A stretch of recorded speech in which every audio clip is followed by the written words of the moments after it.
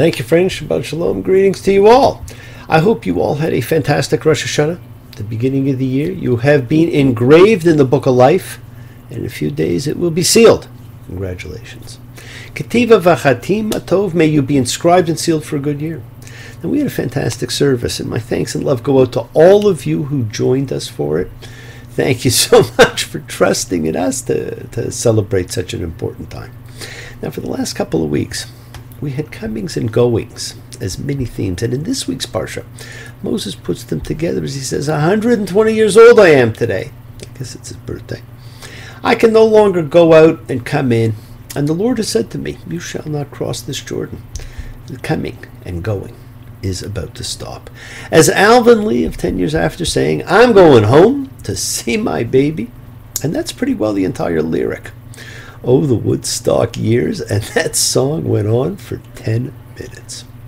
And I hate to think we would not end on any controversy. And we have some coming up next week with the Song of Moses, and we have some this week. We have a possible transposition error. This Parsha has been historically called Vayalach, and he went. But if you reverse the last two Hebrew letters, it is Vayachel, and he finished. And I believe that is the proper name of this Parsha. Welcome to the second last Torah portion, and the last to say anything, and boy does it have things to say, because next week's ending is the Song of Moses, which stands on its own as an unbelievable ode, and which I still think would make an amazing beginning of Torah, never mind an end of Torah. Now, I have several different Torahs and translations, as I'm sure you all do. And one says, and most actually, would say this, and Moses went and spoke these things to all Israel. And another one of them, much rarer one, says, and Moses finished speaking these words to all Israel. Friends, welcome to Vayachel, and he finished. It really does make more sense to say it Moses went. Went where? He's simply been standing there talking to the people. The Septuagint and Qumran text have, and Moses finished speaking all these things, and it simply makes more sense. This is the culmination of the journey of Moses that began with the burning bush. Moses now instructed the people in the laws and exhorted them to be faithful to the covenant. So he turns to the task that he was assigned. He passes the leadership to Joshua. Now, it's not just that Moses dies and Joshua replaces him. Rather, during his lifetime, publicly, Moses himself identified Joshua as his successor, charges him with the task, encourages him to be successful. Although one can easily imagine Moses envying Joshua, who is replacing him for the fulfillment of the promises, Moses acts in Joshua's favor, preparing him and enhancing his stature in the people's eyes. Would that all of our leaders did the same thing. And Moses wrote this instruction. Now, this instruction, which in Hebrew is Torah, does not refer to the entire 5 books, which came to be known as the Torah long after this chapter was written. And so those of our sages who began claiming that Moses was the author of the entire Torah, the 5 books, created much confusion and misinformation by claiming more for Moses than the Torah itself ascribed to him.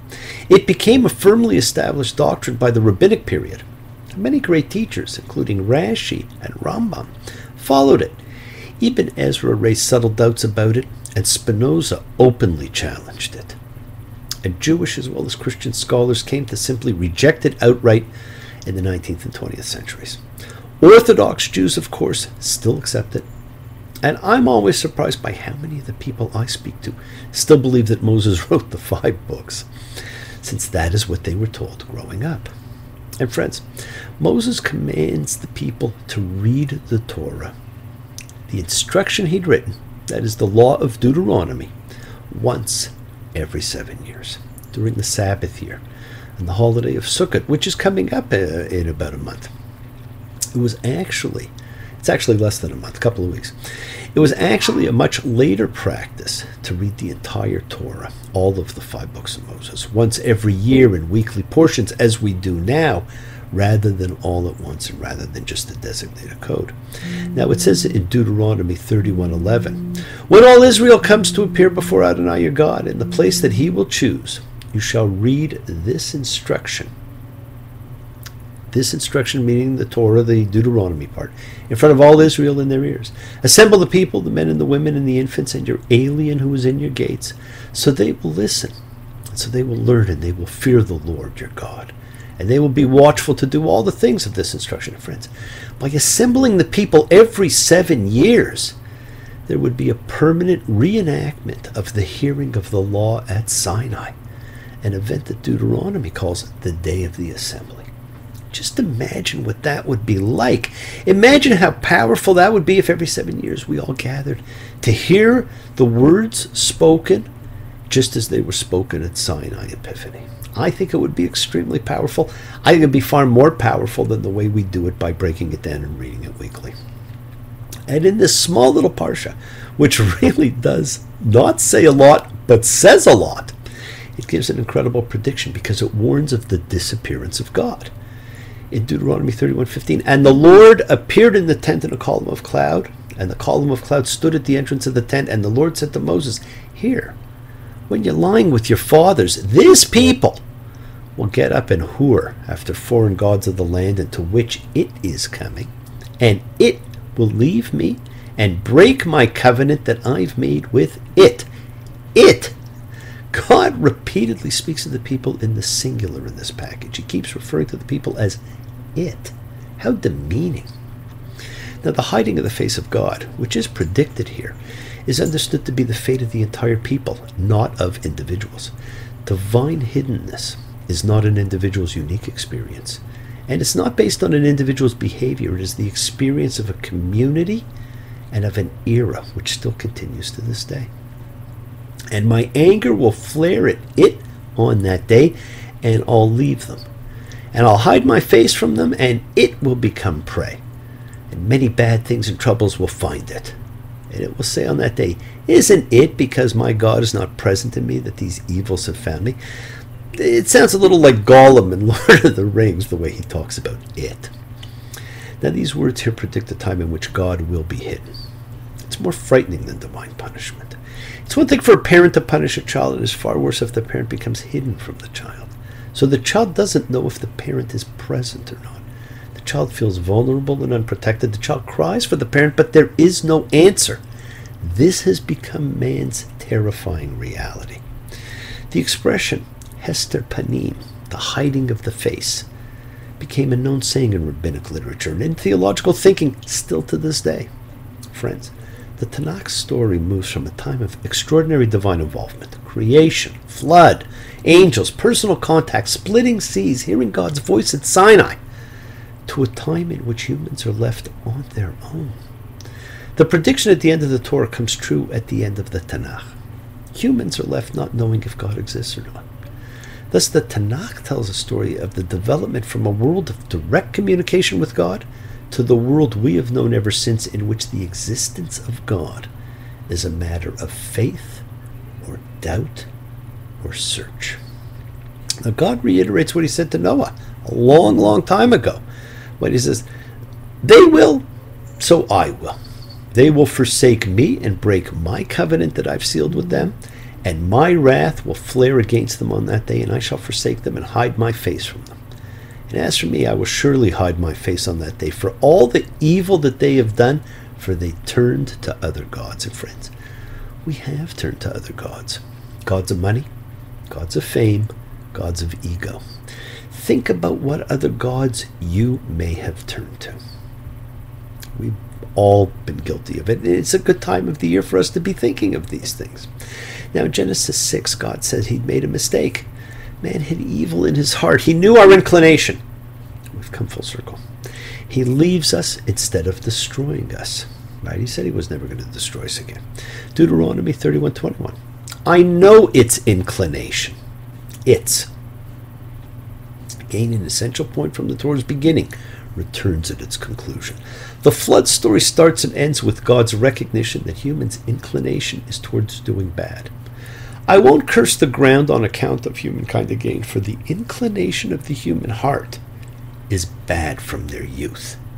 And that word inclination, yasher, does not occur again in the Torah until here. It is but another of the many faces of God presented in the Torah at different parts. There was a creator God, a God who walked and talked with man, an angry, jealous God, but to demonstrate power and make people fear to prove himself. God who granted freedom. There was known as a God of freedom who thought man should value freedom above all. A bargaining, conditional God who says, if you, then I. The God who says, man will turn away, so he will too.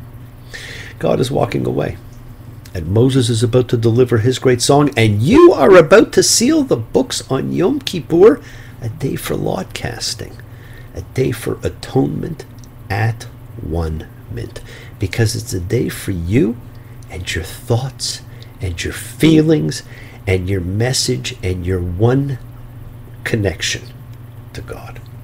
Now, I'll be away conducting a service, but I will film and post the Yom Kippur service before I leave so that you may watch and participate in Yom Kippur without having to go to find the service. You can do it alone, with friends, alone with friends, and you can do it as often as you like. Now, the world is sacred, and so is everything in it, my friends. Express your gratitude. Light a candle, make a wish, celebrate your life and the lives of those you love. Share your feelings with them. Live free, be free, honor your freedom. Be well, be happy, be blessed. Share and honor the light and all who live in the light and continue to shine. Continue to send everyone you know goodwill and love. Pray for peace and freedom for everyone, an end to terror and hatred. Remember, friends, we are a community. We learn together. We celebrate each other. We love each other. We share this ride together, men and women equally. Let us send out love, not fear. Fall in love, my friends. It is the great gamble worth taking. Ask questions.